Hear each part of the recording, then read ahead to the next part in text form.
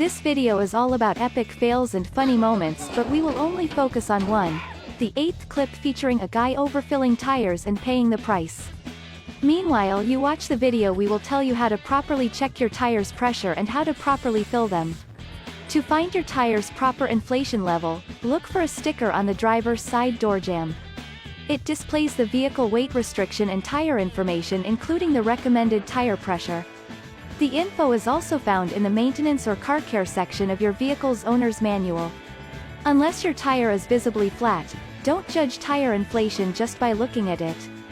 You have to use a tire pressure gauge to get the correct pounds per square inch (PSI) reading.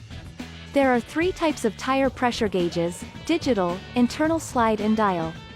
Check your tires in the morning before going anywhere, because as soon as you get behind the wheel for an extended amount of time, PSI will rise. If you've been on the road a long time and notice higher PSI in your tires, don't let the air out, as the increase in pressure has built up due to the warm, constantly in motion tires. Follow these steps. Pull your car onto a level surface in the shade. Remove dust caps from the tire's valve stems. Using your tire gauge, firmly press the tip of the gauge straight onto the tire's valve stem for a brief moment. The tire gauge should provide a PSI reading.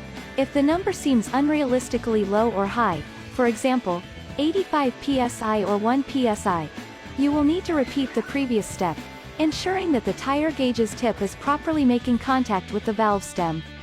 If the tire gauge's recorded reading is higher than the manufacturer recommended rating, press the gauge tip on the valve stem until you hear air leak out. Check the tire pressure again. If the reading is lower than recommended, you will need to fill the tire with air. If you don't have an air compressor at home, you'll have to take your car somewhere with one. A gas station is likely to have one, but not all do. Do not drive on a flat tire, it is unsafe and can damage the wheel itself. To fill the tire, firmly press the air hose tip onto the valve stem.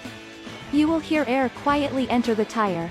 If you hear air leaking or spraying out, you need to double check that the connection between the air hose and the tire's valve stem is secure.